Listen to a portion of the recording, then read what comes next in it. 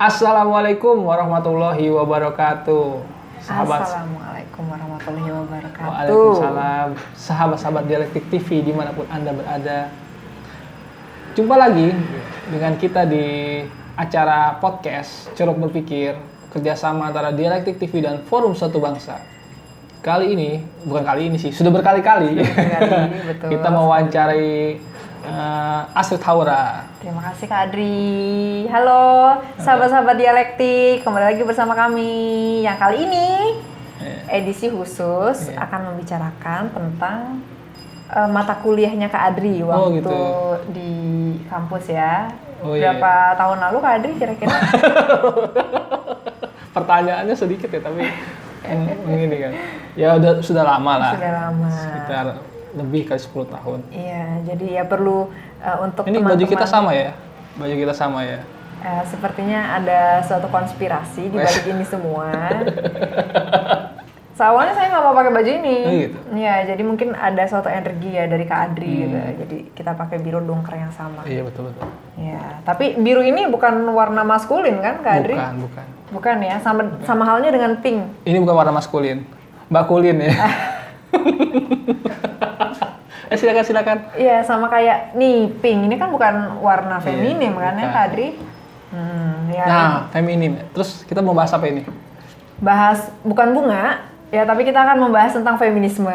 Feminisme. Ya, cuma supaya lebih seru mungkin ya, dan supaya lebih terkait dengan isu-isu yang suka diangkat oleh Kak Adri di video-video Forum Satu Bangsa dan Dialektik sebelumnya, yaitu tentang keagamaan. Maka pada episode podcast kali ini kita akan membahas feminisme dan kaitannya dengan agama-agama. Dari agama apa aja Kak Adri kira-kira?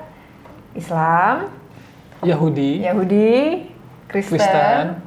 Terus Kak Adri juga mau bahas tentang feminisme dari Hindu ya? Ya mungkin sedikit-sedikit lah. Iya. Saya mungkin ke Islamnya saja ya. Oke. Hindu sedikit lah. Saya Sikh juga kayak katanya. Sikh, betul sekali. Sikh itu agama apa sih? Sikh itu agama yang banyak dianut oleh orang-orang di India Kak Adri. Jadi agama lokal India ya? Iya. Jadi memang kakek moyangnya Kak Adri ini orang India. Jadi nanti kita mungkin akan lebih banyak bertanya tentang feminisme, tentang Sikh ke Kak Adri mungkin ya. Saya nggak ngerti juga karena kakek saya kan di India juga udah lama gitu. Sebelum Amitabh Bachchan populer lah mungkin. Oke, tapi by the way nih Kak Adri, saya tuh dia kan nggak tahu Amitabh Bachchan. Tahu dong. Kita kan memang international minded ya, jadi harus tahu segala artis. By the way nih Kak Adri, waktu aku kuliah itu kan memang nggak ada yang khusus membahas tentang feminisme mata kuliahnya.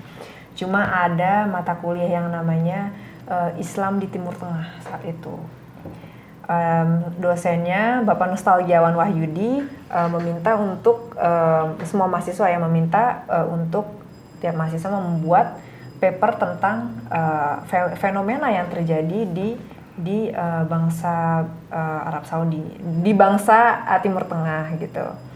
Ya, waktu itu saya membahas tentang feminisme di Arab Saudi tahun 2017. Iya, ya mumpung kita lagi ngomongin tentang kaitan feminisme dan Islam, ya kan? Saya sebetulnya penasaran Kak Adri tentang feminisme yang terjadi di negara-negara Islam. Kalau di Islamnya sendiri itu kan sebetulnya peran perempuan itu sudah jelaskan, tertulis di sana dan cukup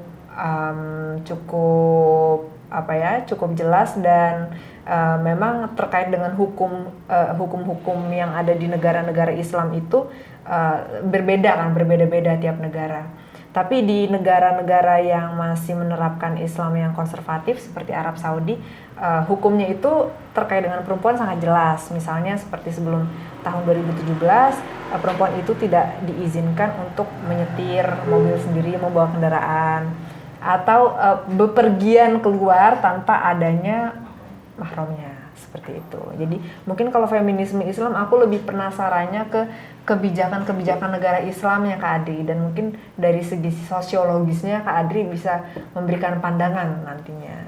kayak gitu.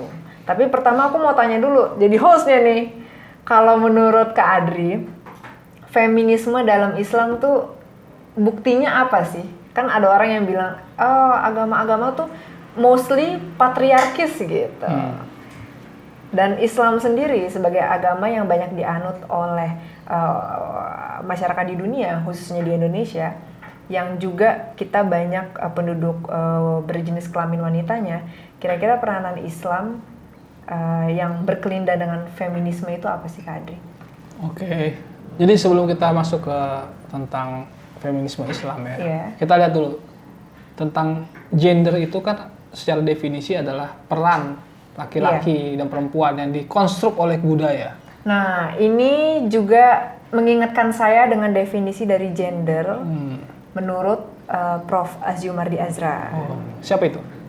Prof. Azjumardi. Kalau nonton videonya, kami mahasiswanya Prof. Nggak diajar langsung sih, cuma Prof. Azjumardi adalah rektor. Saya diajar sih 2 kali. Iya, wah ini mahasiswanya luar biasa. Iya, kalau ngomongin gender itu berarti terkonstruk oleh budaya ya? Konstruk oleh budaya. Betul. Nah, feminisme ini adalah kesadaran ketika terjadi ketimpangan antara laki-laki dan perempuan yang tadi dikonstruk oleh budaya itu. Jadi dia muncul kesadaran. Feminisme. Nah, feminis itu orang yang melakukan advokasi terhadap ketimpangan-ketimpangan tersebut. Betul. Nah, di sini posisi Islam siapakah tokoh feminis Islam pertama? Siapa tuh? Jawabannya adalah Nabi Muhammad SAW. Luar biasa. Kenapa saya bisa? Gimana tuh ceritanya Adri? Karena beliau melakukan revolusi dalam hal-hal yang bersifat revolusioner di Arab sana ya. Arab. Contohnya gimana tuh? Contohnya begini. Dulu perempuan tidak mendapat hak waris. Baik. Selanjutnya kemudian yang ketika adalah Islam masuk, ada namanya 2:1. Memang tetap tidak adil ya, karena laki-laki menjadi lebih banyak. Tapi itu adalah hal yang sangat revolusioner. Karena sebelumnya perempuan tidak dapat sama sekali. Betul. Artinya ketika Rasulullah menjadi nabi dan memimpin saat itu, perempuan dapat mendapatkan hak warisnya. Lalu yang kedua, laki-laki itu bisa menikah dengan lebih dari 1 istri sampai ratusan. Puluhan sampai ratusan. Jadi kalau laki-laki itu semakin dia kaya, semakin dia bangsawan, istri 1, 2, 3, 4 itu sedikit. Harus minimal 10, 20, 30, 100. Mungkin untuk memperjelas ya, supaya teman-teman juga nggak salah kaprah, ini status quo sebelum Rasulullah menjadi nabi ya? Itu tradisi-tradisi dari masyarakat Arab jahiliyah.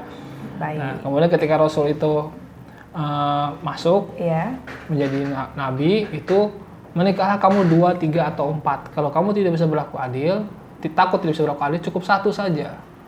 Nah, 2, 3, 4 ini kan sebenarnya juga masih poligami lah ya. Kalau di sekarang masih banyak lah ya hitungannya ya. Karena kan UMR kita kan nggak cukup untuk membiayai 4 istri ya. Nah itu. Nah jadi Rasulullah ini hanya sudah melakukan hal yang revolusioner. Karena dari ratusan dimaksimalkan 4. Jadi 4. Di situ. Tapi artinya Islam ini hanya mendukung sebenarnya 1. Baik. Karena berlaku adil. Nah, definisi adil di sini bagaimana sih? Nah, ini sering disalah tafsirkan. Bahwa adil itu adalah ketika terpenuhi dalam hal materi misalnya. Semua dapat gaji gitu. Semua dapat fasilitas yang sama, rumah yang sama gitu. Tapi kan yang namanya keadilan itu bukan hanya sekedar materi, tapi juga bisa psikologisnya perempuan itu. Faktor lain ya? Faktor lain. Makanya Gus Dur itu pernah ditanya, Gus setuju tidak dengan poligami? Ya harus adil, syaratnya harus adil. Nah, terus bagaimana biar adil? Nah, tanya istrimu. Kalau kamu poligami, dia merasa adil tidak? Ya, karena yang mengalami langsung kan istrinya ya. Kebanyakan laki-laki ketika dia melakukan poligami, dia merasa adil versi dia sendiri. Jadi tidak merasa adil dengan versi istrinya. Seperti itu. Jadi jangan dilihat dari satu sisi keadilan itu, tapi ditanya kepada objek. Kalau istri bilang, wah saya tidak merasa Anda bisa berbuat adil, orang kamu udah ngurusin saya terlantar kok gitu. Sebetulnya bukan objek ya, subjek yang. Nah itu banyak kasus-kasus yang kita lihat kan seperti itu, ketika orang misalnya jadi pedagang sukses, lalu dia menikah dengan lebih dari satu istri ya, 2 iya. sampai 3 atau 4 gitu. Dan dia merasa, wah saya hebat, tapi ternyata banyak istri-istrinya yang terlantar, terus justru dia tidak merasa nafkahnya belum terpenuhi, bahkan Iya. dia merasa kasih sayangnya beda dengan istri-istri lain. Mungkin Iya. yang lebih tua itu lebih kurang diperhatikan lah, Iya. karena yang muda dulu yang didatangi gitu ya. Iya, iya. Ya, kalau begitu ya, yang muda itu kan lebih sering didatangi mungkin. Nah, hal seperti itu kan kembali lagi yang tahu adil atau tidak adil adalah dari perempuan itu sendiri. Betul. Nah, itu situ satu dari sisi Itu poligami. poin. Jadi sebenarnya prinsip Islam itu adalah keadilan. Oke. Keadilan Islam terlihat dari bagaimana keadilan terhadap perempuan. Nah, tapi kalau keadilan ini di bahasa Inggriskannya kan fair ya. Ada juga yang, Kak Adi setuju nggak keadilan itu bisa diartikan sebagai equality? Iya, kesetaraan bisa. Kesetaraan. Nah, kalau kita ngomongin kesetaraan juga, sebetulnya memang advokasi yang diangkat oleh para feminis ini kesetaraan, equality gitu. Tapi ada juga yang beranggapan bahwa bukan equality yang kita inginkan, tapi equity. Seperti itu. Equality dan equity ini alegorinya ya semacam, misalkan ya, kalau dalam suatu podium gitu, podium juara pertama, juara kedua, dan juara ketiga, tentunya kalau misalkan juara pertama itu akan dibuat lebih tinggi, seperti itu kan, akan dibuat lebih tinggi podiumnya sehingga akan terlihat lebih menjulang daripada juara kedua dan juara ketiga, seperti itu. Nah, tapi kalau misalkan equity itu bagaimana supaya podium itu disamaratakan gitu, disamaratakan sehingga terlihat lebih tinggi, tingginya setara, seperti itu. Jadi kalau dalam Islam sendiri, keadilan yang dimaksud itu apakah keadilan yang pokoknya laki-laki dan perempuan itu diberikan perlakuan yang sama secara hukum agama, atau ada perlakuan khusus yang membuat kemudian perempuan ini dianggap spesial, sesuatu perlakuan yang spesial gitu untuk perlakuan, sehingga status quo yang sebelumnya di mana perempuan ini marginal itu jadi lebih terangkat dalam Islam.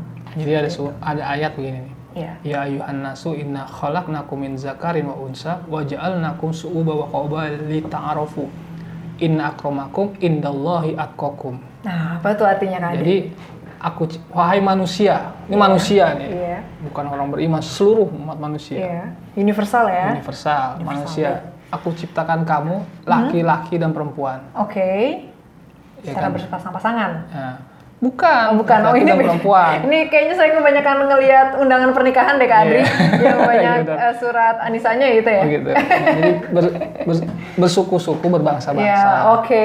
Bersuku-suku berbangsa-bangsa agar kamu saling kenal mengenal. Baik. Sesungguhnya yang paling mulia di antara kalian nih semua nih, yang laki-laki yang perempuan yang bersuku-suku berbangsa-bangsa ini Iya. adalah yang paling bertakwa. Wah, bertakwa tuh ukurannya kayak gimana? Jadi Adri? orang yang paling takwa itulah yang paling mulia di hadapan Allah, bukan jenis kelamin. Oke. Jadi kesetaraan itu sudah menjadi sifatnya pastilah di Iya. Al-Qur'an itu, bahwa orang yang dimulia di hadapan Allah itu adalah manusia yang bertakwa. Oke. Artinya menjalankan perintah Allah, menjauhi larangannya. Iya. Dan yang paling takwa itu yang paling mulia di hadapan Allah. Iya, oke. Nah, tidak ada dengan urusan yang paling mulia itu bangsa Arya, ras Arya, Iya. bangsa Jawa, atau Iya, orang benar, suku benar. Jawa atau suku apa gitu. Iya. Tidak ada seperti itu dalam Kalau Islam. dalam Islam nggak ada ya? Islam juga menghilangkan sistem kasta kan. Kasta, betul. Brahmana, Satria, ya kan, Iya. Waisa. Itu tidak ada dalam Islam. Nah, Islam itu melihat sejauh mana sih ketaatan kamu pada Allah. Oke. Atau kaya miskin itu tidak dilihat. Nah, Iya. disitulah letak kesetaraan gender di situ. Bahwa laki-laki dan perempuan itu tidak penting. Tapi siapa yang paling takwa di situ? Iya, ya, tapi menarik ya. Tadi Kak Adri membawa isu tentang ketakwaan, ya kan? Ketakwaan yang menjadi suatu indikator kita di mata Tuhan seperti apa. Bukan gender, bukan ras, bukan suku, gitu kan? Nah, dalam Islam sendiri untuk mencapai ketakwaan itu caranya seperti apa Kak Adri? Apakah ada cara yang dalam Islam itu hanya boleh dilakukan oleh laki-laki saja gitu, perempuan tidak boleh dalam metode untuk mencapai ketakwaan itu, atau gimana? Jadi gini, takwa itu kan kembali lagi, ini contohnya ada seorang ulama besar namanya Habib Umar Al-Muhdor. Iya. Itu punya ada juga seorang sufi perempuan bernama Robi'atul Adawiyah. iya. Robi'ah Al-Adawiyah ini menggali kuburnya. kuburannya tuh digali Iya. dan dia menghatamkan Quran di situ 400 kali. 400 kali. Jadi Wow. nah, lalu disampaikan kepada Habib Umar Al-Muhdor, wah Robi Adawiyah 400 kali, dia masuk. Saya sudah 400, saya masuk lagi. Kenapa masuk lagi? Robiah itu ada yang namanya head, bisa mens. Oke. Artinya dia ada namanya uzur lah ya gitu ya. Untuk sampai dia ulang lagi, mulai lagi. Nah saya ini tidak ada head, tidak ada uzur, maka saya harus lebih banyak dari Robiah karena dia ada waktu dia terjeda, makanya dia akhirnya menghatamkan 600. Nah di sini kan menunjukkan bahwa kualitas ibadah seseorang itu ya beda-beda. Perempuan itu bisa jadi laki-laki itu tidak ada head, makanya dia bisa sholat setiap hari di masjid segala macam. Tapi perempuan itu dia ada head, dia tidak boleh sholat segala macam di situ. Nah jadi kualitas keadilan itu juga proporsional sebenarnya. Jadi belum tentu lah laki-laki itu lebih baik ibadahnya. Makanya kalau ada yang bilang kan laki-laki itu ar-rijalu qawwamun 'ala nisa. Bahwa laki-laki itu adalah pemimpin dari perempuan. Nah ini saya baru nemu waktu itu bukunya Asghar Ali Engineer, tahu nggak? Yang judulnya bukunya Teologi Islam sebagai Teologi Pembebasan. Itu dikatakan bahwa kata qawamun ini bukan artinya imam dalam artinya pemimpin, artinya bersifat instruktif lah, instruksi gitu. Tapi qawamun ini dimaknai ditafsir oleh Asghar Ali Engineer ini sebagai pendukung. Laki-laki adalah pendukung dari perempuan. Jadi saling mendukung satu sama lain. Nah ini kesejajaran dengan feminisme liberal ya, yang mengatakan bahwa laki-laki dan perempuan itu berjuang bersama. Banyak tuh ya jenis-jenis feminisme ya kalau kita urai gitu. Iya, jadi mungkin kita lebih cocok ke liberal itu ya, agak lebih cocok feminisme liberal dibanding yang sosialisme Marxis dan feminisme radikal ya. Tapi lebih cocok ke situ. Artinya laki-laki dan perempuan dalam Islam itu berjuang bersama. Bagaimana dulu Siti Khadijah orangnya kaya raya, dia sampai memfasilitasi Rasulullah, hartanya semua diserahkan untuk dakwahnya Rasulullah. Bahkan Khadijah tuh bilang, seandainya aku nanti mati, wafat, lalu kau kekurangan, lalu pas aku dikubur, lalu kau kekurangan, wahai Rasulullah, kekurangan dalam biaya dakwah, galilah kuburanku, ambil tulang-tulang belulangku, jual di pasar untuk kebutuhan dakwahmu. Seperti itu, artinya saling mendukung. Bahkan sinergi di situ. Jadi artinya ya? Perempuan mendukung dakwah Rasul dan Rasul juga sebagai mendukung Khadijah juga gitu. Jadi saling melengkapi. Bahkan ketika ada cemburu kan, salah satu istri Nabi kan cemburu dengan Sayyidah Khadijah, lalu dia marah kan? Dibilang sebagai janda seperti itu. Langsung dibilang, oh bukan, kamu tidak lebih hebat dari dia. Dia adalah satu-satunya istriku yang melahirkan seorang anak, gitu, memberikan aku seorang anak, seperti itu. Dan bahkan dia menyelimuti Rasulullah itu ketika menggigil ketika menerima wahyu pertama. Karena memang Khadijah ini salah satu contoh perempuan yang dan Rasulullah sebagai suami itu saling mendukung satu sama lain. Beliau sebagai seorang nabi juga pernah jadi karyawannya, dan Siti Khadijah sebagai orang yang kaya raya, tapi justru memberikan hartanya untuk suaminya itu. Artinya saling mendukung di sini. Jadi kan tidak loh semata-mata di sini justru menunjukkan bahwa nggak harus ya laki-laki itu menafkahi perempuan, tapi juga ada dalam sejarah Islam perempuan itu memfasilitasi laki-laki. Artinya di sini kan equality. Berarti itu bisa juga dikatakan bahwa praktik itu adalah emansipasi wanita. Wanita. Bahkan Siti Aisyah itu juga merajut bulu domba, ya kan, untuk lalu dijual ke pasar sebagai untuk memenuhi kebutuhan ekonomi keluarga saat itu kan, sebagai istri Rasulullah. Itu kan menunjukkan bahwa ya perempuan bekerja di situ. Dan bahkan Siti Aisyah ketika perang Jamal itu beliau naik onta dan itu di depan.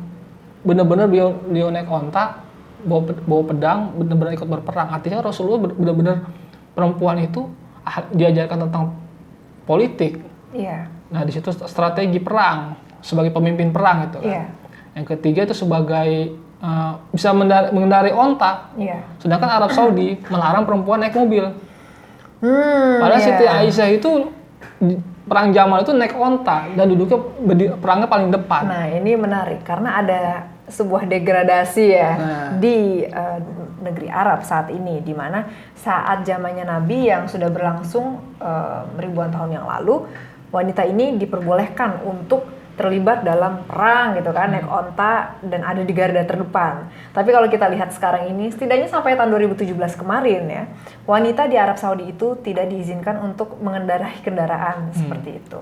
Tapi kira-kira kalau menurut Kak Adri ya, apa ya yang melatari perubahan tersebut gitu? Ini kan sebetulnya waktunya itu memang lama secara timeline kan, ribuan tahun. Tapi kalau bisa disimpulkan dan itu menurut opini Kak Adri sendiri, apa kira-kira yang membuat perubahan itu bisa terjadi gitu? Karena banyak ulama-ulama di Timur Tengah itu sifatnya tuh skriptualis. Mereka hanya tekstual saja, memahami ayat mentah-mentah dan ingin merasakan ya kejayaan Islam ya era Rasulullah. Padahal zaman itu terus berubah. Betul. Dan dia tidak bersifat kontekstual. Padahal Islam itu kan kalau di kaidah fikih kan solihun likuli zaman wa makan. Bahwa Islam itu relevan dengan setiap zaman dan tempat. Letak geografis. Di situ kan yang tidak dipahami beberapa ulama-ulama atau tokoh-tokoh agama yang tekstual ya. Nah, mereka contohnya di Kuwait misalnya. Dulu kan sempat memperjuangkan perempuan itu punya hak pilih ya di pemilu, tapi tidak terjadi saat itu kan agak berat itu bagaimana hak suara. Nah, sebenarnya itu bisa diambil contoh dari Rasulullah. Rasulullah itu pernah bertanya kepada Warokah Aisyah ketika perang Khandaq, ya bagaimana ini strategi perangnya, bagaimana itu. Nah, dua istri beliau ini memberikan saran, begini Rasulullah sebaiknya kita bikin ini cara strategi perang. Artinya Rasulullah juga meminta pendapat dari seorang perempuan. Perempuan punya hak suara di situ. Artinya kenapa perempuan ketika itu di Kuwait itu tidak punya hak pemilu, hak pilih. Nah, sedangkan Rasulullah sendiri juga pernah bertanya pada istri-istrinya, bagaimana pendapat kalian? Nah, disitulah kurangnya kita memahami Islam secara kontekstual. Nah, itu kita harus lihat bagaimana Rasulullah itu memperlakukan istrinya itu punya hak suara, hak berpendapat kok. Kenapa sih perempuan tidak boleh masuk parlemen, perempuan tidak boleh jadi presiden? Bahkan kita tahu kalau kita lihat dalam sejarah Islam ada namanya Ratu Balqis yang disebut yang namanya Baldatun Thayyibatun wa Rabbun Ghafur itu kan negeri Saba itu siapa ratunya? Ratu Balqis, seorang perempuan. Nah, seorang perempuan itu pernah jadi raja dan itu dimasukkan dalam Al-Quran. Loh, kenapa masalahnya kita selalu mempermasalahkan kalau ada presiden seorang perempuan, kepala daerah seorang perempuan? Masalahnya apa? Itu kan kembali lagi bantahannya adalah pendapat-pendapat, pandangan-pandangan ulama klasik itu kan, yang sebenarnya harusnya bisa direvisi dengan seiring perubahan zaman. Apalagi sistem sekarang ini kan demokrasi, semua hak-hak rakyat Indonesia ini sama di mata hukum, mau laki-laki, mau perempuan, mau Kristen, mau Hindu, mau Buddha, mau Islam, semuanya punya hak gitu. Jadi mungkin perbedaan yang sangat ketara ya secara biologis aja ya. Kalau zaman sekarang itu. Ini mengingatkan saya dengan buku yang ditulis oleh Yuval Noah Harari, judulnya Sapiens. Mungkin teman-teman dialektik juga sudah pernah baca dan mungkin sudah tamat, sudah sangat mengerti, paham. Di buku itu Harari mengatakan bahwa apa yang diperjuangkan di Konstitusi Amerika Serikat terkait dengan we are equal rights gitu kan. Ya, itu adalah konstruksi, balik lagi konstruksi sosial budaya. Karena perbedaan yang paling hakikiah yang ada bisa kita lihat sekarang di sekitar kita itu adalah biologis gitu. Dimana antara male and female itu ya termanya. Karena kalau kita mengatakan woman and man itu lebih ke konstruksi sosial budaya gitu. Perannya man itu apa, perannya woman itu apa, ya secara sosial budaya itu terkonstruk sendiri gitu. Tapi kalau secara biologis ya male itu apa anatomi tubuhnya dan female itu apa anatomi tubuhnya, apa yang beda, itu aja gitu. Tidak ada juga suatu penelitian ilmiah yang mengatakan bahwa ya misalnya kalau ada yang bilang stereotipnya bahwa laki-laki itu lebih cepat larinya daripada perempuan gitu. Makanya itu laki-laki lebih mumpuni untuk ikut berperang gitu kan, untuk cari uang dan lain-lain. Tapi penelitian ilmiah itu ya belum ada yang menunjukkan bahwa wanita lebih lemah daripada laki-laki. Justru ada juga wanita yang ketika di riset itu larinya lebih cepat dan lebih jauh daripada laki-laki dalam waktu yang sama, seperti itu. Nah, ini juga menunjukkan bahwa ajaran Islam yang dikatakan sama Kak Adri ini relevan dengan apa yang dikatakan sama Harari tadi ya. Gitu. Nah, ini terkait dengan laki-laki dan perempuan tadi ya. Iya. Jadi kan memang semua dikonstruk oleh kebudayaan. Betul. Misalnya perempuan itu melahirkan, Iya. perempuan itu menyusui anak di situ. Sebagai kodratnya lah secara bukan secara budaya, secara kodratnya seperti itu. Iya. Tapi kemudian dikonstruk oleh budaya karena perempuan itu melahirkan, menyusui, mengandung, melahirkan, menyusui, maka posisi perempuan adalah di dalam rumah, jalur domestik. Ya? Nah, di situ kan ada istilah marginalisasi kan. Iya. Bagaimana betul. perempuan Ini itu keywordnya. disingkirkan dari ranah publik, gitu. Betul, Hanya betul. dimasukkan ranah domestik. Iya. Sedangkan laki-laki yang tadi hanya kerjanya bikin doang, itu diposisikan adalah ranah publik gitu. Iya. Dia bekerja, tadi berperang segala macam gitu. Iya. Nah, ini juga ada sebuah sejarah nih, saya belum cek juga ya. Jadi sebenarnya pertanian itu pertama itu inisiatifnya seorang perempuan. Ya, gimana tuh ceritanya Kak Adri? Jadi Kira-kira? seorang laki-laki pria itu tadinya kan semuanya berburu Iya. ke hutan. Iya. Ya kan, berburu meramu lah seperti itu kan. Iya. Nah, itu kan tradisi kita dulu masih berburu. Nah, perempuan ini punya lahan. Ini lahan saya siapa kan? Akhirnya ditanami Iya. ya segala macam tanaman-tanaman. Dan jadi sebenarnya inisiatif perempuan. Ya kalau kita lihat sekarang kan lagi tren nih namanya bikin pot kembang itu. Iya. Nah, Anda kalau ingin punya pot kembang yang bagus, ingin punya rak-rak kembang yang bagus, bisa pesan ke sini ya. Namanya Mama Zelvin. Ya, kita iklan dulu. Nah, itu perempuan itu suka bercocok tanam. Oke, jadi Kan kita lihat ya sekarang yang suka bikin tanaman-tanaman itu. Iya. Nah, kemudian ketika laki-laki sudah mungkin berburu tidak menjadi tren, akhirnya sudah diambil alih oleh laki-laki bercocok tanam itu. Iya. Akhirnya perempuan kembali lagi ke dalam rumah. Oke, jadi memang inisiator dari kemunculan revolusi agrikultur adalah perempuan ya. Di situ. Ya, dan kalau kita lihat kan revolusi agrikultur ini kemudian berkembang menjadi tahap yang lebih progresif ke arah modernisme gitu. Dimana ketika revolusi ini terjadi, mulai ada pemahaman tentang pentingnya tanah gitu kan, sebagai suatu aset. Dan kemudian ini berkembang menjadi ya suatu ilmu ekonomi pada akhirnya kan. Jadi bisa dibilang juga bahwa ya ilmu-ilmu modern yang kita pelajari sekarang itu mungkin tidak akan terjadi kalau tidak ada suatu revolusi agrikultur yang tidak akan juga terjadi kalau tidak ada perempuan yang menjadi inisiatornya. Iya, betul. Nah, di situ juga tadi stereotype ya, labeling gitu. Iya. Bahwa perempuan itu harus cantik, perempuan itu Itu subjektif ya. harus lemah lah, harus dengan baju-bajunya Iya. yang serba berwarna-warni, sedangkan laki-laki itu adalah harus kuat, harus segala macam. Nah, labeling itu menunjukkan bahwa perempuan akhirnya tidak boleh ikut bela diri, tidak boleh jadi atlet. Iya. Berbeda dengan atlet kan naik busway terus kan, naik kereta gitu kan. Nah, itu mungkin dianggapnya perempuan itu lemah lah ya kan. Akhirnya ternyata bisa loh perempuan itu berdiri segala macam. Nah, ini saya sebetulnya ya terima kasih juga Kak Adri membawa cerita itu. Sebetulnya saya terinspirasi dari Laksamana Malahayati. Oh, Ya. siapa itu? Laksamana Malahayati Iya, adalah ya untuk teman-teman yang nggak tahu, beliau adalah tokoh perjuangan dari Aceh. Oh, Aceh. Ya, seorang perempuan yang luar biasa, selalu ikut dalam perang gitu kan, hingga akhirnya setiap perang yang diikuti itu menang terus gitu. Ada satu orang penjajah yang pada akhirnya kalah dalam perang tersebut gitu. Kalau nggak salah ada ya Gubernur Jenderal VOC kalau nggak salah. Nanti bisa teman-teman searching lagi. Artinya perempuan lemah itu tidak benar kan? Artinya bisa perang juga kan? Iya, dan sebetulnya ya kalau kita lihat juga kan Aceh itu memang ada corak Islamnya, ya kan? Berarti betul-betul ajaran Islam diaplikasikan di Aceh masa itu seperti itu. Betul. Jadi tidak hanya pekerjaan domestik dan kalau istilahnya itu kan sumur, dapur, kasur ya. Ternyata ada di medan tempur, sumur, dapur, kasur, tempur gitu. Bahkan ya ketika dulu perang resolusi jihad itu, Iya. perempuan itu punya peran di situ. Iya. Dapur umum itu mengobati orang. Jadi kalau ditanya apakah perempuan ikut perang, ikut dalam perperangan. Iya. Dapur umum. Kalau dikatakan bahwa perang itu kalau nggak makan mati laki-laki. Iya. Bener nggak? Lemes lah. Benar. Dapur umum semua yang mengerjakan P3K segala macam itu perempuan di situ. Betul. Jadi peran perempuan dalam perjuangan itu juga harus dilihat di situ. Peran ibu-ibu fatayat ya sekarang, ibu-ibu muslimat itu kan. Salam dulu, salam takzim Kadri. Ya itu kan menunjukkan bahwa perempuan juga perang, bahkan diwajibkan di apa namanya di resolusi jihad Mbah Hasyim Asy'ari. Fardu ain untuk perang saat itu. Mau laki-laki mau perempuan. Iya. Apapun. Wajib, Jadi ya. semua berhenti bertani, semua berhenti bercocok tanam, semua berhenti bekerja, semuanya harus ikut perang.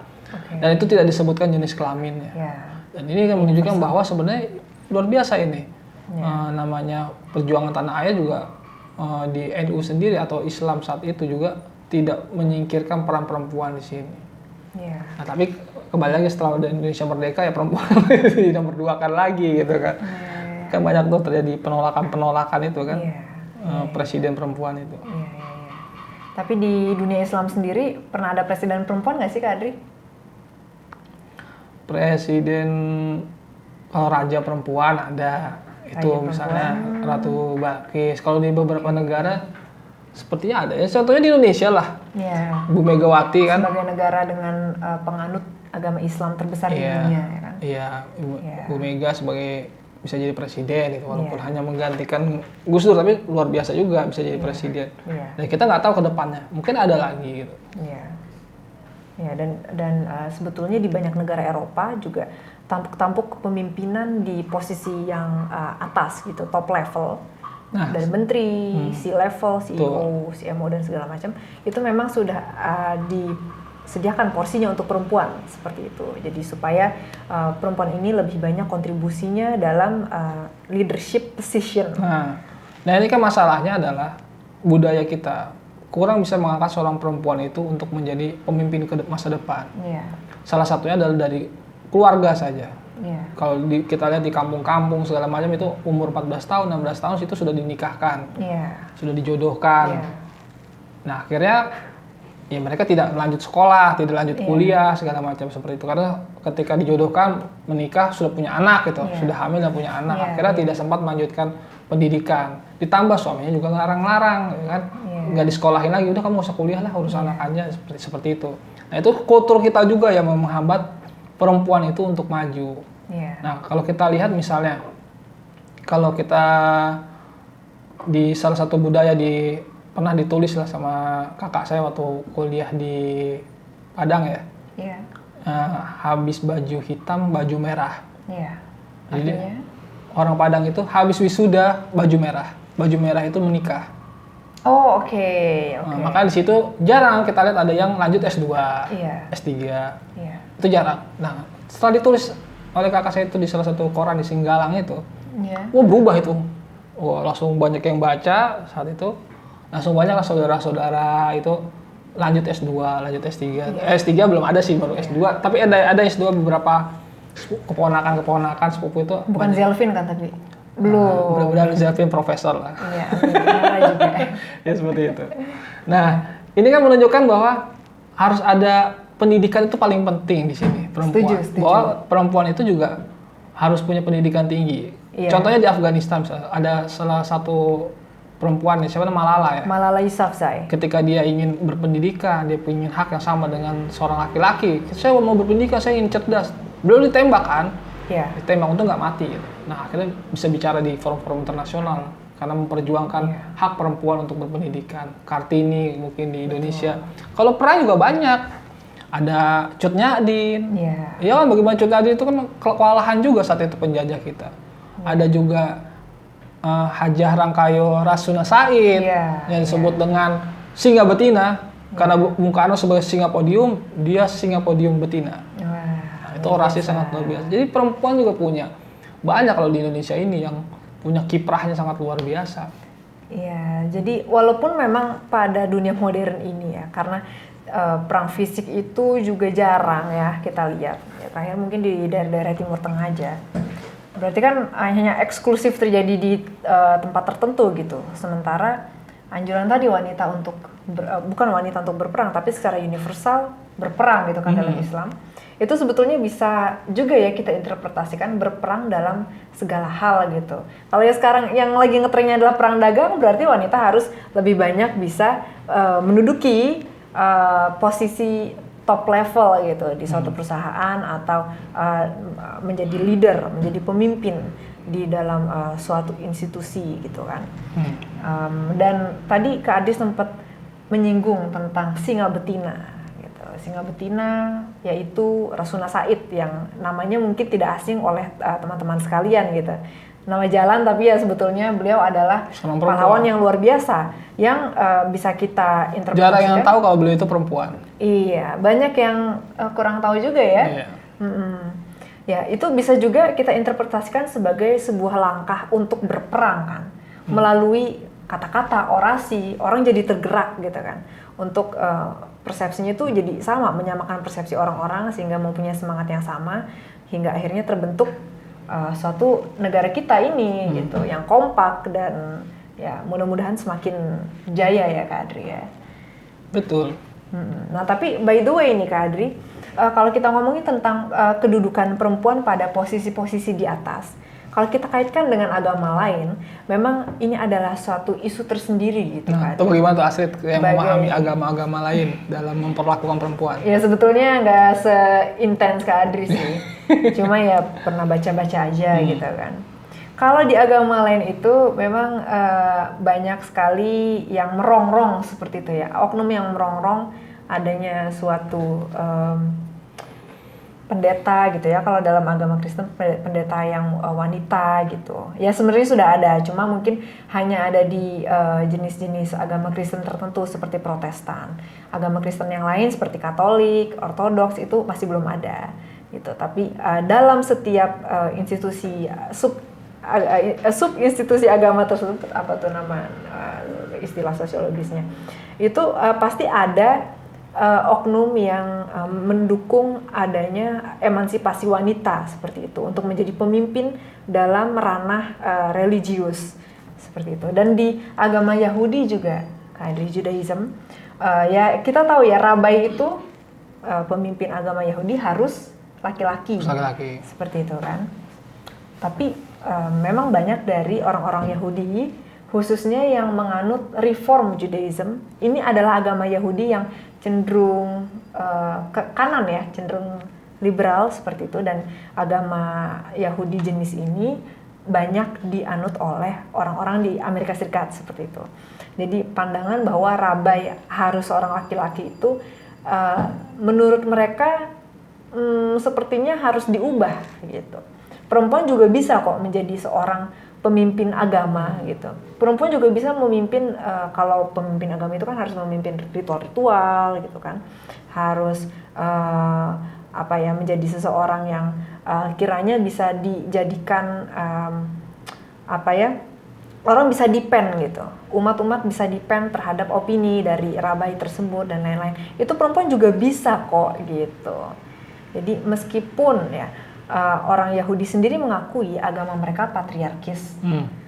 Jadi dari sejarahnya pun Yahudi itu lahir yang umumnya diketahui dari Nabi Ibrahim gitu kan, Abraham, terus yang terkenal lagi Ishak, Yakub itu, Jacob, Isaac, Abraham itu kan semuanya laki-laki begitu.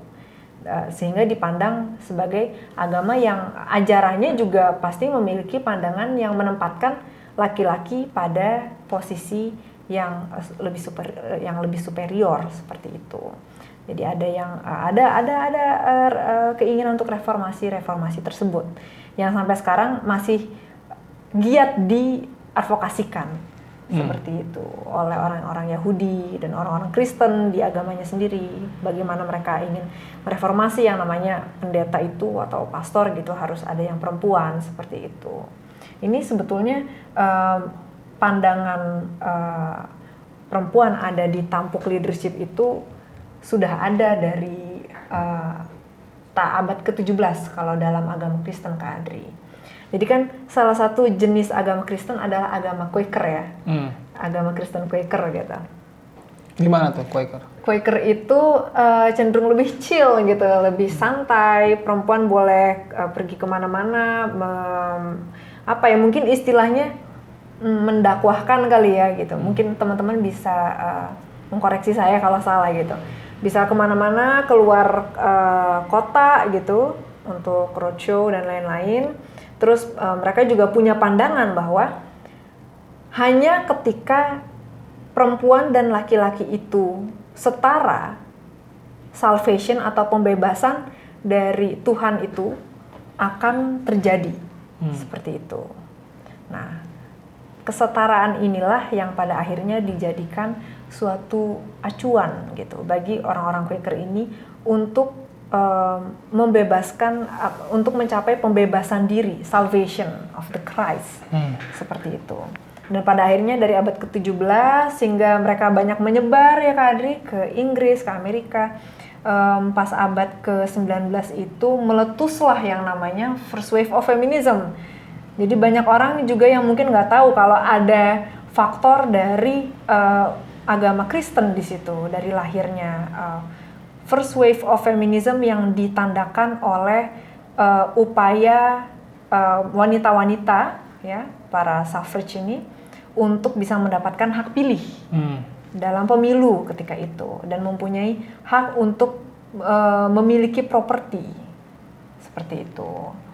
Hingga kemudian masa dalam first wave of feminism ini semakin banyak, semakin menarik simpati, hingga kemudian menciptakan suatu ya studi sendiri gitu ya, secara akademis ya, ini juga menarik ya, hingga pada akhirnya perkembangan feminisme ini selain dari ranah akademis juga ke arah yang praktikal seperti itu. Jadi adanya wanita secara langsung terlibat dalam Perang Dunia Pertama itu juga karena first wave of feminism tadi gitu. Kalau di dunia Barat wanita ikut perang itu secara brief ya pas Perang Dunia Pertama Kak Adri, seperti itu. Jadi ikut perang. Jadi wanita saat itu udah boleh memegang senjata. Bahkan Ratu Elizabeth aja itu ikut loh Perang Dunia waktu itu. Yang perempuan nggak boleh perang kapan? Yang perempuan nggak boleh, mungkin ini berbeda-beda ya di setiap negara gitu. Jadi karena ada yang bilang begini, ketika Perang Dunia itu kan laki-laki berangkat perang. Iya. Nah kemudian industri itu ini teori-teori yang bersifat bukan konspirasi namanya tuh ya itulah. Jadi kalau istilahnya itu apa sih namanya, power of knowledge ya. Ada suatu kekuasaan itu mempengaruhi suatu teori, suatu sistem pemikiran. Nah di situ kan dikatakan bahwa ketika Perang Dunia itu laki-laki berangkat perang, lalu industri ini kan mati kan, karena semua banyak yang perang. Akhirnya diciptakan buruh-buruh perempuan. Nah itu juga valid. Akhirnya kan teori feminisme ini dimunculkan untuk tetap roda industri di negara masing-masing itu tetap berjalan dengan banyaknya perang itu. Ya sebenarnya ya betul Kak Adri. Aku juga pernah baca seperti itu. Tapi gini, terkait dengan pertanyaan Kak Adri itu sebetulnya aku juga nggak bisa jawab secara tegas juga karena tiba-tiba keinget ya. Pada abad ke-19 akhir itu Blavatsky pernah ikut perang Kak Adri gitu. Jadi kita ke Blavatsky ya. Pernah ikut perang bareng sama Garibaldi ya, seperti di Italia ya gitu. Di masing-masing negara tentunya berbeda gitu. Cuma yang udah dapat influence dari khususnya ya terutama dari first wave of feminism itu jadi mengizinkan perempuan untuk terlibat langsung dalam perang seperti itu. Dan itu terjadi di negara-negara adidaya sekarang. Amerika Serikat seperti itu kan, di Inggris ya kan, banyak tentara-tentara perempuan juga bahkan sampai sekarang. Ya kan, itu sisaan dari Perang Dunia Pertama. Ya, seperti itu. Nah, memang kalau kita ngomongin tentang feminisme di agama Yahudi ya, kita lihat itu banyak sekali kritiknya sebetulnya Kak Adri. Karena di agama Yahudi itu banyak ritual-ritual yang tidak boleh diikuti oleh perempuan seperti itu. Jadi kalau dalam agama Yahudi itu kan ada namanya mitzvot. Mitzvot itu ya semacam commandments dari Tuhan. Apa itu bahasa Indonesianya ya? Commandments itu sesuatu yang harus dilakukan oleh manusia seperti itu. Perintah dari Tuhan. Nah, untuk wanita sendiri itu dibedakan dengan laki-laki, di mana laki-laki itu boleh mempraktikkan memakai suatu ritual tefilin gitu ya, pakai tefilin. Tefilin itu digunakan pada saat kita berdoa gitu kan. Tapi perempuan itu tidak boleh menggunakan hak tersebut gitu. Terus perempuan juga tidak boleh memakai, namanya itu sik ya kalau nggak salah itu. Perempuan juga dilarang untuk mempraktikkan hal tersebut gitu. Terus perempuan juga tidak boleh melakukan hal yang laki-laki boleh lakukan, yaitu membaca Shema. Ya, jadi akhirnya itu menimbulkan suatu pemikiran untuk mereform sesuatu yang ada di agama Yahudi yang ortodoks. Secara sejarahnya seperti itu, Kak Adri. Dan memang ya seperti yang saya bilang tadi, Reform Judaism atau Yahudi yang reformis itu banyak munculnya di Amerika Serikat. Sehingga pada tahun 1970-an banyak sekali kampanye-kampanye gitu kan. Demo-demo dari orang-orang Yahudi di Amerika Serikat sendiri untuk yang namanya menuntut adanya kesetaraan bagi wanita, orang Yahudi untuk bisa menempati posisi yang ada di posisi yang punya otoritas lah gitu dalam agama Yahudi sendiri. Nah, dan itu masih berlangsung sampai sekarang ya pastinya di beberapa tempat di dunia. Begitu juga dengan agama Kristen, Kak Adri. Ya, kalau secara umumnya kita lihat kan agama Abrahamik itu mirip-mirip lah ya. Mirip-mirip dalam artian kitab-kitab yang ada di agama Kristen dan kitab-kitab yang ada di agama Yahudi itu ada yang sama seperti itu, walaupun nggak sepenuhnya sama. Terus ajaran-ajarannya juga kan ada yang ya mirip-mirip seperti itu. Nah, di dalam agama Kristen sendiri ada banyak jenis, ada Quaker, ada Katolik, dan ada Protestan, ada banyak hal yang lainnya. Lucunya gini, di saat pada masa modern Protestan adalah salah satu agama di agama Kristen yang mengizinkan wanita menjadi pendeta, tapi pada awal-awalnya orang-orang di barat sana menganggap bahwa tokoh-tokoh Protestan seperti Calvin dan Luther itu orang yang sangat patriarkis gitu. Tapi itu bagus juga Kak Adri, pandangan bahwa Calvin dan Luther adalah patriarkis adalah saya anggap sebagai trigger bagi orang-orang Kristen khususnya untuk berpikir progresif ke depannya. Orang Kristen yang wanita ini tempatnya harus di mana sih gitu dalam agama Kristen. Jadi memikirkan hal-hal tersebut itu kan tidak datang tiba-tiba kan, harus ada pecutannya. Dan menurut saya itu adalah hal yang melatar belakangi semangat dari feminisme di Kristen itu sendiri, seperti itu. Dan memang kalau di agama Kristen sendiri salah satu isunya adalah yaitu ketiadaan dari para pendeta wanita biasanya kan. Kita lihat banyak pendeta-pendeta yang laki-laki seperti itu. Nah, kalau misalkan wanita jadi pendeta itu untungnya apa sih? Untungnya kan tentunya suara dari pendeta itu dipercaya dan bisa didepend gitu, valid gitu.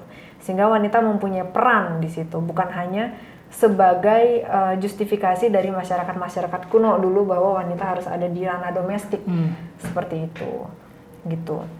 Dan kalau kita kaitkan ke dunia modern sekarang, mungkin Kak Adri ingat tahun 2017 itu ada gerakan Me Too di Amerika Serikat. Gerakan Me Too di Amerika Serikat ini kemudian saya juga Me Too, tagar Me Too. Gerakan Me Too ini kemudian melahirkan apa yang disebut sebagai Injil perempuan, seperti itu. Dan ini adalah kelanjutan dari semangat feminis Kristen dari tahun 1898 yang memang ingin membuat yang namanya Injil kontekstual seperti itu, yang tidak terlalu menekankan pada dominasi laki-laki bahkan secara linguistik sendiri gitu. Jadi salah satu kritik feminis Kristen ini adalah penyebutan Yesus ya, Tuhan sebagai he Gitu. He. Jadi kalau bahasa Inggris kan Tuhan itu he. Gitu. Iya, laki-laki berarti ya. Nah, gender tersebut dalam Injil itu berusaha untuk semacam dikritik lah gitu. Kenapa enggak she mungkin gitu kan? Bahkan ada yang membuat versi feminim dari Yesus itu kan Christ ya. Ada juga yang membuat versi feminimnya itu Krista seperti itu. Oh gitu. Ya, jadi secara linguistik ya, kalau Kristen itu secara linguistik dan juga secara praktikal mereka tidak henti-hentinya untuk mengadvokasikan keinginan mereka supaya pendeta itu setara ya, tidak beda gitu, tidak dibedakan antara laki-laki dan perempuan seperti itu. Dan balik lagi ke masa modern tadi, Injil wanita itu pada akhirnya direalisasikan.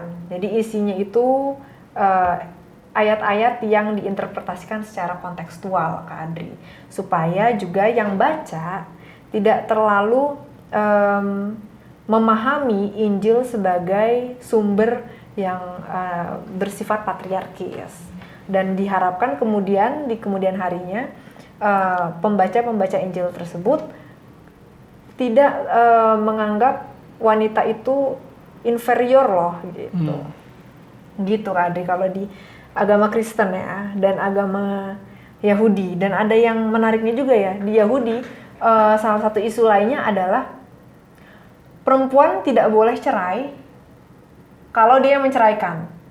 Gitu, tidak dianggap boleh sah. menggugat cerai. Iya, tidak dianggap sah.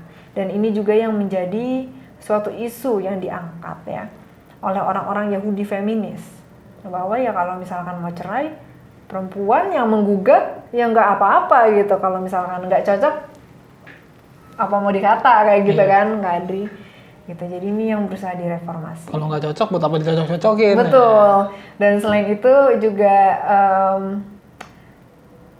orang di agama Yahudi itu kalau perempuan tidak boleh membaca Taurat kalau tidak ada bimbingan dari laki-laki ya. Ya. Yang saya baca sih kayak gitu ya. Jadi ini kan menyebabkan suatu, kalau dalam sosiologi itu ada yang namanya ajaran Michel Foucault ya, post-structuralist. Jadi kalau kita tuh bisa mengerti suatu hal kalau kita membaca langsung, kita memahami langsung seperti itu. Jadi bukan dari interpretasi orang lain. Jika mungkin ya dari pandangan feminis Yahudi sendiri, kalau perempuan ada di posisi di mana dia tidak diizinkan untuk membaca Taurat dan menginterpretasikannya sendiri, mungkin kekhawatiran terkait dengan apa yang dikatakan oleh Michel Foucault, adanya suatu kalau Foucault tuh menganggap bahwa kita pemahamannya jadi tidak utuh gitu kan. Tidak utuh kalau kita tidak memahami sendiri gitu. Kalau membaca dari interpretasi orang lain. Seperti itu. Gitu. Ini menarik dari pemaparan asli tentang Yahudi dan Nasrani ya. Kalau kita lihat misalnya Islam ya sebagai agama kita lah ya. Iya. Nah, itu dari sudut pandang teologi saja, teologis. Kalau kita lihat surat Al-Ikhlas kan lam yalid wa lam yulad ya. Bahwa Allah itu tidak beranak dan tidak diperanakan. Iya. Nah, di sini menunjukkan bahwa tidak ada unsur jenis kelamin apapun. Iya. Artinya bukan laki-laki, bukan perempuan. Nah, situ. Yang kedua adalah ada di Al-Qur'an itu laisa kamitslihi syai'un, tidak menyerupai sesuatu. Mukhalafatul lil hawadits, tidak menyerupai makhluknya. Iya. Bahkan juga dikatakan bahwa menolak bahwa Isa Ibnu Maryam itu sebagai anak Tuhan. Di Al-Qur'an itu menolak itu. Artinya di sini adalah tidak ada jenis kelamin Tuhan di sini. Tidak ada he, tidak ada she, Nah, itu benar-benar tidak jenis kelamin. Yang kedua, ketika Rasulullah itu menjadi nabi, yang pertama kali belajar tentang wahyu-wahyu itu kan juga seorang perempuan, istrinya beliau sendiri yaitu Khadijah. Bahkan periwayat hadis yang paling banyak adalah seorang perempuan, yaitu istri beliau Siti Aisyah, Sayyidah Aisyah itu. Yang ada lagunya. Aisyah. Lari-lari. Nah, terus bagaimana Asrid? Oh ya, menarik juga ya. Kan ada agama yang belum disebut sama Asrid, misalnya Hindu ya. Hindu, coba gimana tuh? Hindu dan itu kan dulu ada tokoh feminismenya itu adalah Mahatma Gandhi yang menghapuskan tradisi sati ya. Jadi perempuan kalau jadi janda. Nah ini berkaitan juga sih sama agama Sikh. Ya. Iya, sama. Jadi kalau orang jadi janda itu dia ketika suaminya dibakar, di kremasi ya, banyak kremasi, istrinya lompat ke dalam api tersebut. Itu menjadi tradisi. Dan itu kemudian dihapuskan oleh Mahatma Gandhi itu di situ. Nah ini kan satu bentuk reformis. Nah itu reformis itulah yang disebut dengan banyak tokoh-tokoh reformis di dunia ini, karena memang banyak ketidakadilan itu. Maka ada istilah Ratu Adil. Yes. Ratu Adil. Sebetulnya gini Kak Adri, keyword dari feminisme itu kan sebetulnya 3 ya. Inequality, discrimination, marginalization. Seperti itu. Kalau kita tanya definisi dari feminisme sendiri sebetulnya juga tidak ada yang pasti gitu ya. Kita lihat aja dari sejarahnya advokasinya para feminis ini apa, seperti itu kan. Dan ini menarik, Mahatma Gandhi dia punya suatu semangat sendiri, ya kan? Punya reformasi sendiri yang itu bentuknya advokasi dia terhadap penghapusan sati seperti itu. Dan itu juga terjadi di agama Sikh. Agama-agama yang kita sebut tadi ini sebetulnya cenderung untuk lebih memandang perempuan sebagai suatu subjek ya, gitu. Seseorang yang setara gitu dengan laki-laki. Setidaknya kalau di Sikh begitu. Seperti itu. Jadi perempuan itu punya kesetaraan, punya posisi dan dipandang sebagai entitas yang sama sebagaimana laki-laki. Tidak ada yang lebih superior, tidak ada yang lebih inferior. Bahkan ada suatu pandangan dari orang Sikh yang mengatakan bahwa ini terkenal sekali ya. Laki-laki itu ketika baru lahir yang melahirkan perempuan. Terus yang ini kurang lebih seperti ini ya. Yang memberi makan perempuan kan lewat ASI-nya dan lain-lain. Yang membesarkan perempuan. Terus ketika menikah sama perempuan punya anak ya karena perempuan juga seperti itu kan. Jadi laki-laki ini dari lahir sampai pada akhirnya menjalankan kehidupannya itu tidak lepas dari peranan perempuan. Bahkan raja pun itu tidak akan bisa lahir tanpa adanya perempuan. Betul. Seperti itu. Dan ini luar biasa. Ya, di agama Sikh kutipan tersebut sangat terkenal dan mungkin menjadi rujukan ya bagi orang-orang yang mempelajari tentang feminisme di agama Sikh seperti itu. Dan terkait dengan ritual sati itu tadi, Kak Adri, di agama Sikh juga sempat dibahas bahwa memang ritual ini dihapuskan pada akhirnya. Di India kan juga banyak terjadi kan seperti itu dulunya. Dan banyak yang menganut Hindu, banyak yang menganut agama Sikh di India itu kan. Ini dihapuskan seperti itu. Karena ya ketika orang sudah mati, perempuan ini kemudian menjadi janda, dia mempunyai anak seperti itu kan Kak Adri, yang harus dihidupi.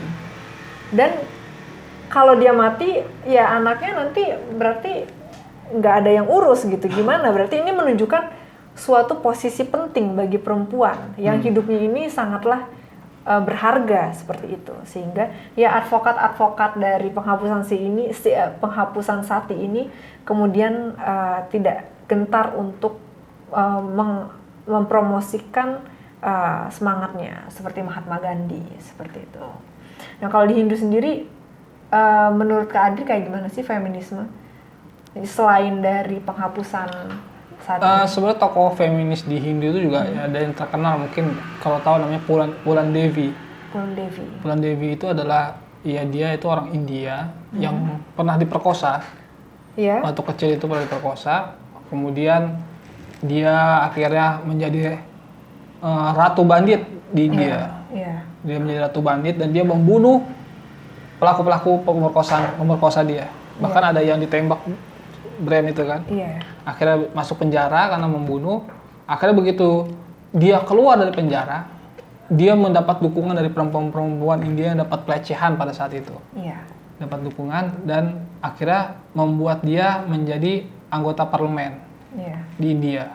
Nah, Pulan Devi ini diyakini oleh perempuan-perempuan India pada saat itu beliau adalah titisan dari Dewi Durga.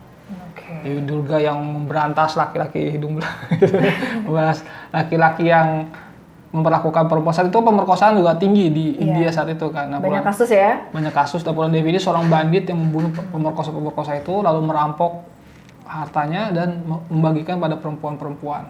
Jadi semacam Robin Hood wanita. Iya, betul. Dia Robin Hood wanita dan disebutnya titisan Dewi Durga. Tapi katanya meninggal ya, di beberapa tahun yang lalu meninggal, dibunuh juga karena menyuarakan itu. Dan ini sangat luar biasa tokoh feminis di India. Jadi bukan hanya Gandhi ya, juga di Hindu juga ada seperti itu. Dan dia terinspirasi dari Dewi Durga itu sebagai dewi yang yang sangar lah ya gitu kan. Nah, seperti itu. Ya, kalau di Indonesia sendiri kan sempat ada pengaruh Hindu, Kak Adri. Kira-kira ada nggak sih tokoh yang ya kalau sekarang kita anggap feminis ya oke lah kita pakai istilahnya lah. Ada nggak sih tokoh Hindu di Nusantara dulu ya yang Kak Adri tahu yang menyuarakan dukungan terhadap women empowerment? Sebenarnya kalau kerajaan Hindu Buddha lah misalnya di Nusantara di Majapahit kan kita pernah ada namanya Tribuana Tunggadewi. Tribuana Tunggadewi, ya. Itu seorang raja perempuan lah yang akhirnya bisa ya sangat maju sejahtera saat itu. Jadi itu menunjukkan bahwa sebenarnya sudah dari dulu feminisme di Nusantara ini sudah sangat bagus karena pernah punya ada seorang raja perempuan gitu kan.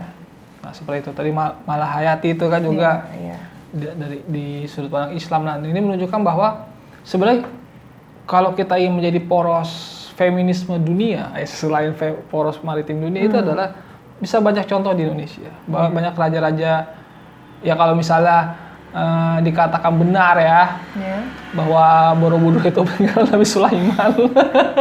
Kalau Ratu Boko itu adalah Ratu Balkis ya kan. Berarti sejauh ya kalau ini benar salah ya. Katanya kan gitu kan. Istana Ratu Boko itu kata Ratu Balkis itu kan. Nah, berarti kalau itu benar berarti sudah ribuan tahun yang lalu kita ini sudah punya ada raja perempuan yang bisa mensejahterakan rakyat yang disebut Balatu Toibatun Warobul Ghafur itu. Dan gini Kak Adri, secara etimologis pun sebetulnya raja itu kan bahasa Sanskrit ya. Sebelumnya itu kita pakai kata ratu untuk menunjukkan yang namanya pemimpin gitu, panggilan terhadap pemimpin. Mau itu dia jenis kelaminnya laki-laki atau perempuan. Seperti itu dan betul. Karatuan. Keraton. Nah, jadi Karaton Majapahit, Karaton inilah. Nah, Karatuan itu jadi sebenarnya kayak kerajaan tapi yang sifatnya kecil itu ya. Gubernur-gubernur lah. Hanya Pajajaran yang punya konsep kanagaraan. Makanya ada namanya negara Tarumanegara. Gitu. Nah, luar biasa ya. Jadi ya kalau kita lihat panjang lagi kita bicara sejarah Sunda. Ratu ya, Karatuan. Ratu dan Karatuan ada unsur tuannya di situ ya. Konsep Ratu Adil misalnya. Ratu Adil itu belum tentu perempuan. Itu laki-laki. Bahkan Cokro Aminoto itu kan disebut Ratu Adil kan. Karena dia dengan syarikat Islam itu kan. Nah, itu menunjukkan bahwa itu laki-laki. Ratu itu sebagai bentuk laki-laki. Kalau dalam tradisi Sunda juga ada namanya Tekudukan Negara sifatnya ratu. Nah, ratu itu bisa jadi Tekudukan Negara sifatnya ratu. Ratu itu sesuatu yang dianggap tinggi lah. Dan itu nggak harus laki-laki atau perempuan. Nah, itulah bedanya. Ya, kayak Mustika Ratu lah, kan yang laki-laki pakai, perempuan pakai juga. Tapi kalau aku memahaminya gini Kak Adri, Ratu itu kan bisa laki-laki bisa perempuan. Karatuan ada unsur tuanya di situ. Berarti selain dari dukungan terhadap wanita, ada unsur kesetaraan di situ, di mana ada sinergi antara perempuan dan laki-laki lewat istilah Karatuan seperti itu. Betul. Ya, dan kan sempat aku mau tanya nih sama Kak Adri. Kalau di Inggris Raya itu kan sempat ada penguasa yang laki-laki dan perempuan jadi raja dan ratu di saat yang bersamaan. Seperti itu. Kalau di Nusantara sendiri pernah ada nggak sih Kak Adri? Setahu Kak Adri? Ada di Pagaruyuang ya. Namanya adanya Bundukan Duang. Darah Jingga. Makanya di situ kan sifatnya kan matrilineal ya. Jadi yang jadi jalur suku kita itu dari ibu. Misalnya kayak saya kan bapak saya Caniago, ibu saya Koto. Nah, saya ikut suku ibu. Iya. Suku ibu gitu. Nah, begitu juga perempuan. Nah, perempuan makanya perempuan Minang kalau sama nikah sama orang non Minang itu anaknya tetap Minang. Iya, kayak Zelvin ya sama Ipana. Ya, ini tetap dapat suku lah di situ. Kamu hafal saya nama ponakan saya. Nah, itu Iya dong. jadi sama-sama dapat suku di situ. Nah, itu kan karena ada suatu sosok yang namanya Bundu Kandung. Iya. Bundu Kandung itu disebut dengan darah jingga. Iya. Nah, waktu itu ketika diserang itu kan si darah jingga ini dibilangnya moksa ya.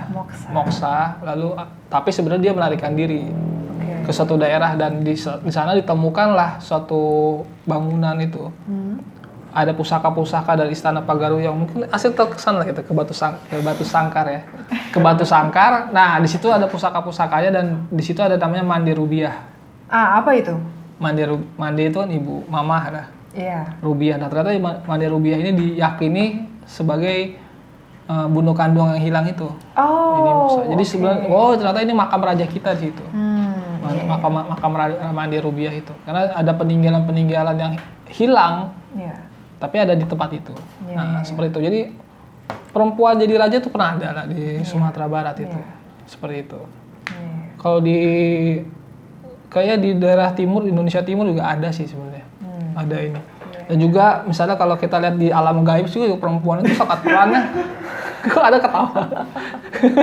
Di alam gaib di Nusantara ini ada yang namanya kan Ratu Pantai Selatan. Iya. Bener nggak? Kan nggak ada Raja Pantai Selatan. Benar. Atau ada Ratu Pantai Utara, ya kan? Yang disebut siapa namanya tuh? Ada kemarin Pantai Utara Cilacap tuh, yang disebut dengan Ratu siapa?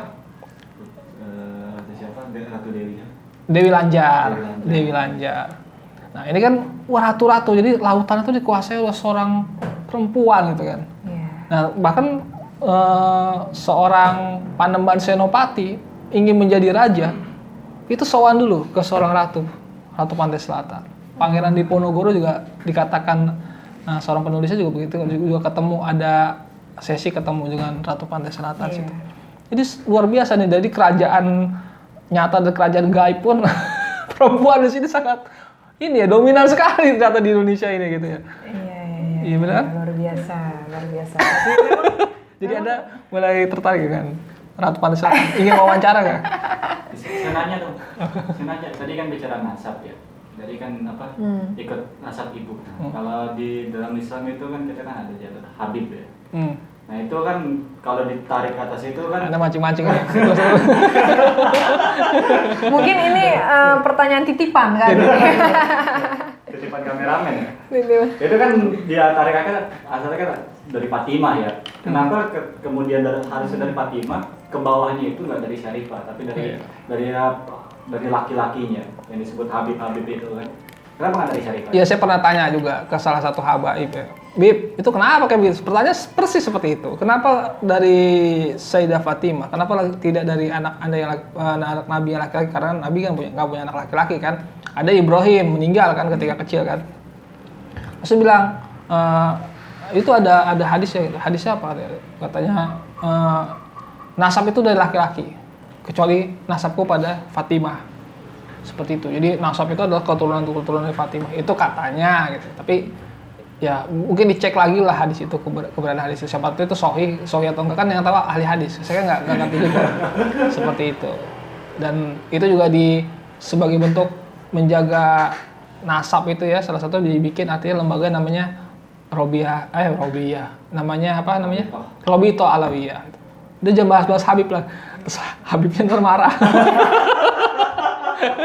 Habib siapa?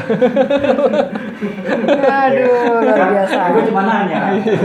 Luar biasa pertanyaannya ya. Ya udah jadi kayak Mama Dedeh nih. Iya, betul.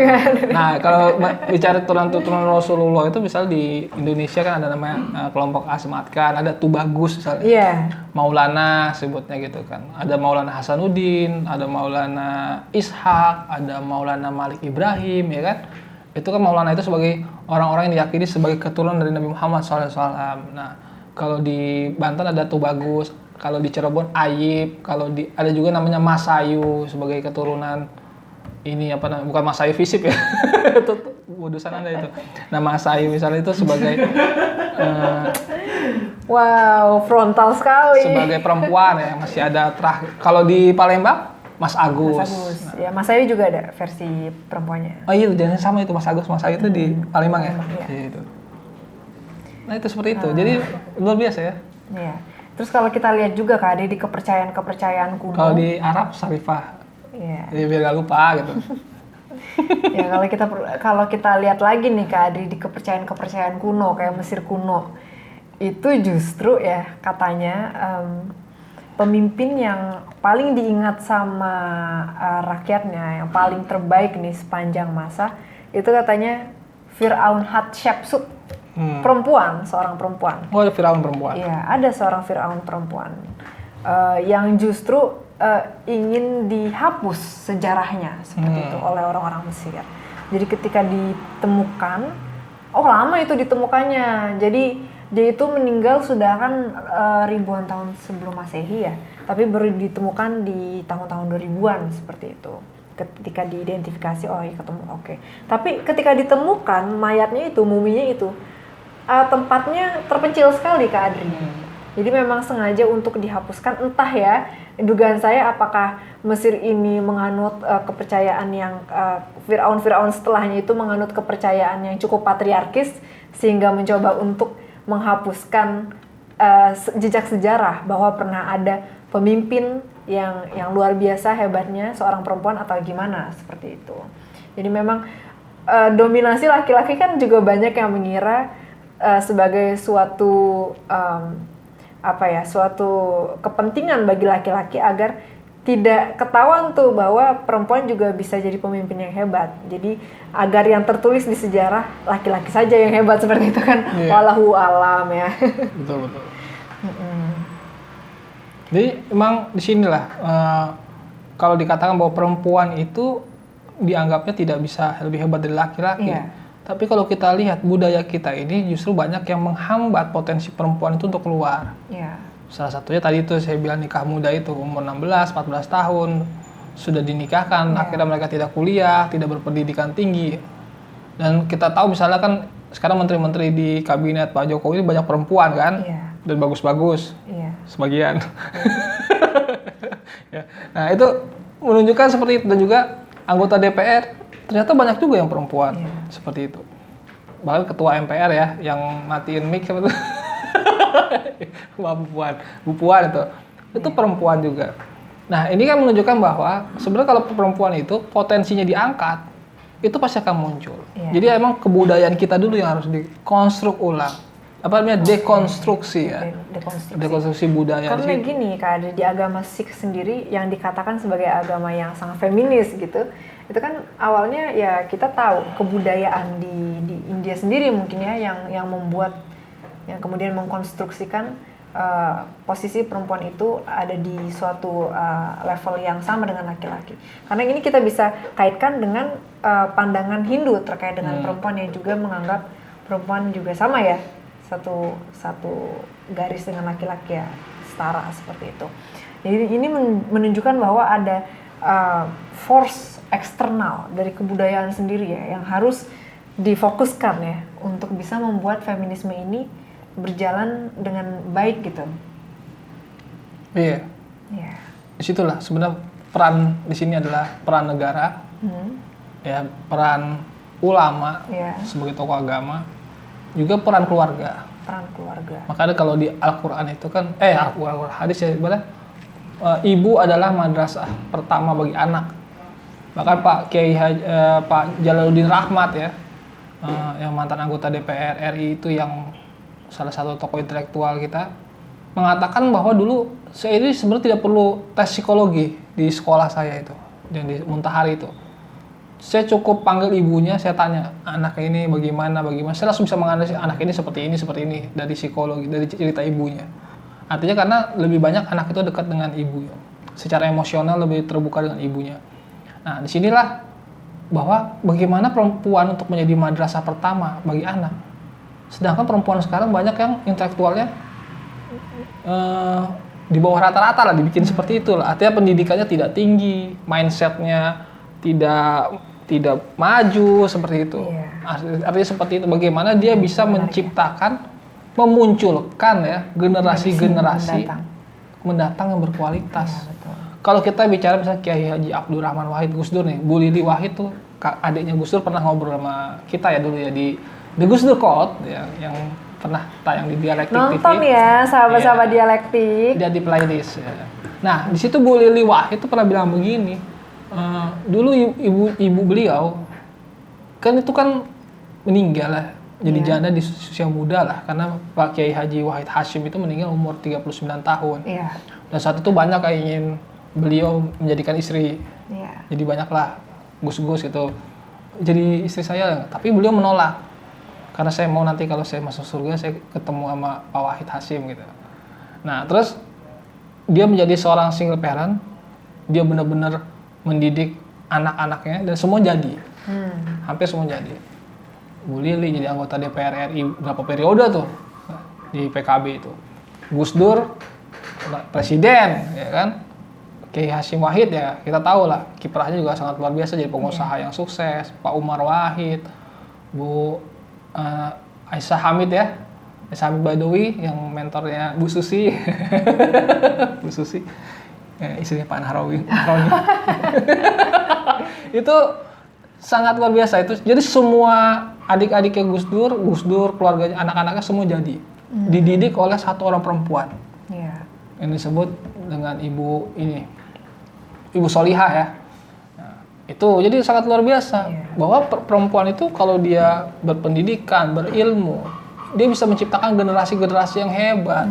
Luar biasa. Bahkan Pak Jokowi kan juga katanya ibunya juga sangat luar biasa kan cara mendidiknya, mengajarkan tentang moral, mengajarkan tentang ibadahnya juga luar biasa. Nah, itu akhirnya bisa memunculkan seorang presiden. Jadi akhirnya di sini harus kita lihat bahwa kualitas generasi kita ke depan itu tergantung dari perempuan-perempuannya. Iya, betul. Dan di setiap agama pun ya pastinya mengajarkan bahwa seorang anak itu harus dididik dengan baik oleh orang tuanya gitu kan. Dan itu tidak lepas dari peran bapak ibunya gitu. Dan dalam in this case gitu kan, seorang ibunya ya harus bisa mensinergiskan gitu kan. Perannya di dalam ranah domestik dan dalam kariernya seperti itu kan. Supaya keduanya ini saling maju gitu kan. Progresifnya tuh sama gitu. Ya agar ya seperti yang Kak Adri bilang tadi, generasi mendatang diharapkan mudah-mudahan bisa menjadi lebih cemerlang lagi. Ya makanya Gus Dur ketika jadi presiden mengubah tadi peranan wanita itu menjadi pemberdayaan perempuan gitu kan. Iya.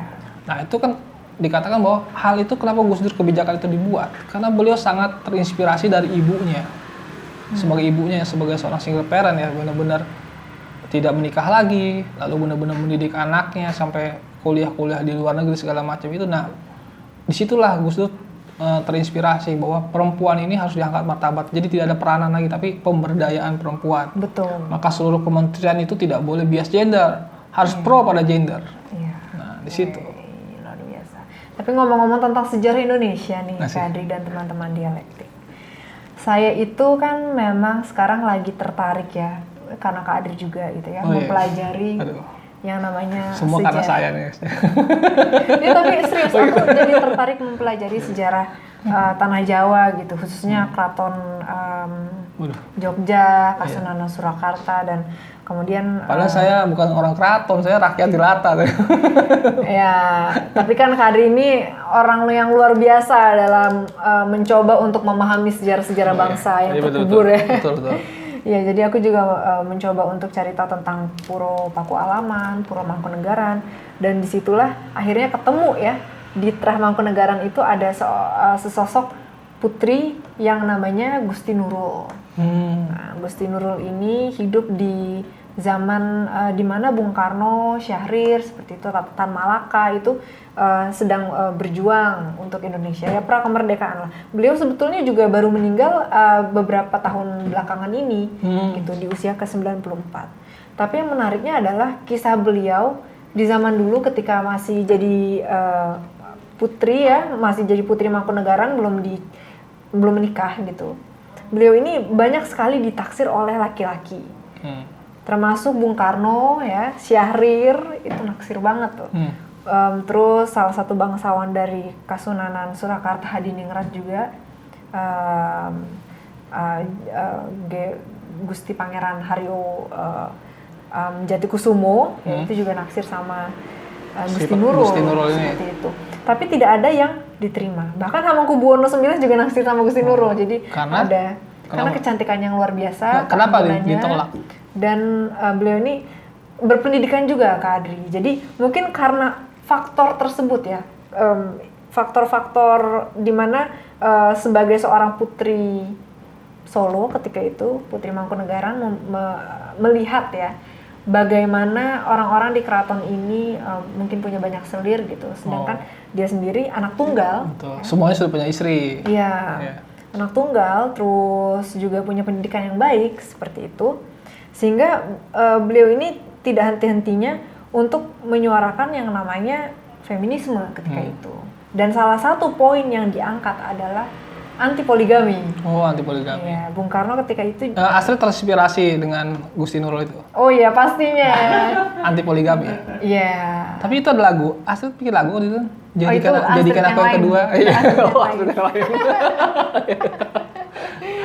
Jadi bayangkan Kak Adri, bagaimana seorang putri Mangkunegaran ditaksir sama Bung Karno, Bung Syahrir, dua orang dari keraton, Hamengkubuwono IX, dan Gusti Pangeran Haryo Jatikusumo, tapi semuanya ditolak. Kenapa itu harus ditolak ya? Kan mereka kan duitnya banyak. Iya, dan sebetulnya gini juga, kalau alasannya juga karena anti poligami, Syahrir ketika itu kan juga tidak mempunyai istri yang lebih dari satu kan. Syahrir pernah menikah dengan orang Belanda, terus cerai kan, kemudian nikah lagi sama Ibu Poppy ya, Ibu Poppy Syahrir. Tapi sebelumnya Syahrir ini sangat mengejar-ngejar Gusti Nurul, gitu. Tapi tidak dapat. Tapi pada akhirnya Gusti Nurul menikah dengan orang yang biasa saja, bukan seorang presiden, bukan seorang pejabat yang menteri, ya, tinggi seperti perdana menteri gitu, enggak, tentara gitu. Namun pernikahan Gusti Nurul ini tidak menghentikan laki-laki yang tadi namanya saya sebutkan untuk mengejar-ngejar Gusti Nurul, Kak Adri.